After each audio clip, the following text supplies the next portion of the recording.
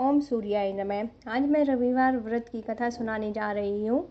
एक समय की बात है, एक बुढ़िया थी। उसका नियम था प्रति रविवार को सवेरे ही स्नान आदि कर, घर को गोबर से लीप, फिर भोजन तैयार कर भगवान का भोग लगा स्वयं भोजन करती थी।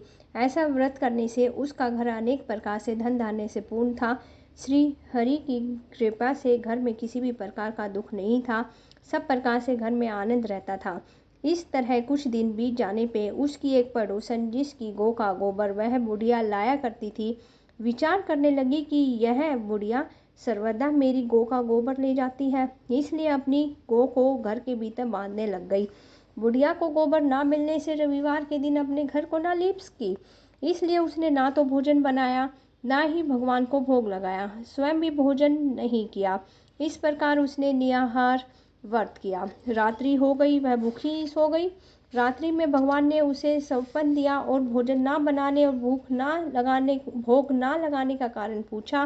वृद्धा ने गोबर ना मिलने का कारण सुनाया। तब भगवान ने कहा कि हे माता, हम तुमको ऐसी गौ देते हैं जिससे सभी इच्छाएं पूर्ण होती है, क्योंकि तुम हमेशा रविवार को गौ के गोबर से लीप भोजन बना के मेरा भोग लगा खुद भोजन करती हो।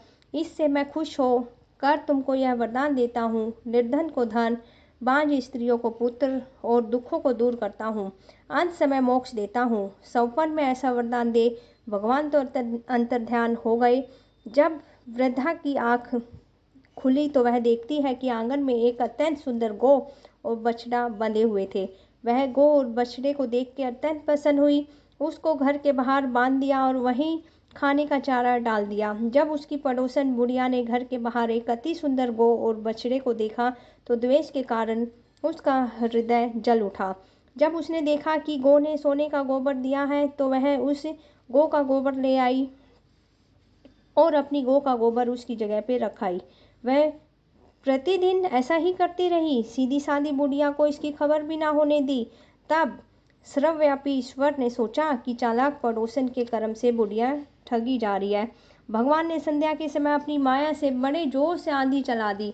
बुढ़िया ने अंधेरी के भय से अपनी गौ को घर के भीतर बांध लिया। प्रातःकाल उठ के जब वृद्धा ने देखा कि गौ ने सोने का गोबर दिया है तो उसके आश्चर्य की सीमा ना रही। वह प्रतिदिन गौ को घर के भीतर बांधने लगी। उधर पड़ोसन ने देखा कि बुढ़िया गौ को घर के भीतर बांधने लगी है तो उसका सोने का गोबर उठाने का दावा नहीं चलता था। वह ईर्ष्या और डाह से जल उठी और कुछ उपाय ना देख पड़ोसन ने उस देश के राजा को सभा में जाके कहा कि महाराज, मेरे पड़ोस में एक बुढ़िया के पास ऐसी गऊ है जो आप राजाओं के पास होने के योग्य है। वह नित्य सोने का गोबर देती है। आप उस सोने से प्रजा का पालन करिए। वह बुढ़िया इतने सोने का क्या करेगी? राजा ने यह बात सुन अपने दूतों को वृद्धा के पास गऊ लाने की आज्ञा दी। वृद्धा प्रातः ईश्वर का भोग लगा भोजन ग्रहण करने ही जा रही थी कि राजा के कर्मचारी गऊ खोल के ले गए। वृद्धा काफी रोई चिल्लाई, किंतु कर्मचारियों के समक्ष कोई क्या कहता।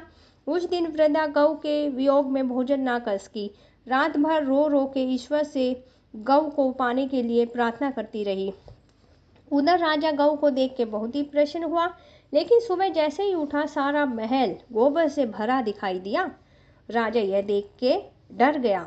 भगवान ने रात्रि में राजा को सौपन में कहा कि हे राजा, गाय वृद्धा को लौटाने में ही तेरा भला है।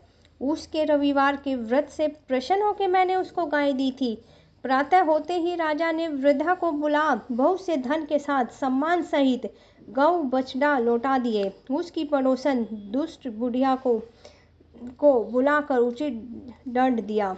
इतना करने के बाद राजा के महल में गंदगी दूर हुई। उसी दिन से राजा के नगरवासियों को आदेश भी दिया कि राज्य की तथा अपनी समस्त मनोकामनाओं की पूर्ति के लिए रविवार का व्रत करो। व्रत करने से नगर के लोग सुखी जीवन व्यतीत करने लगे। कोई भी बीमारी और प्रकृति का प्रकोप उस नगर पे नहीं होता था। सारी प्रजा सुख से रहने लगी। इसी प्रकार रविवार या इतवार व्रत कथा समाप्त होती है। धन्यवाद।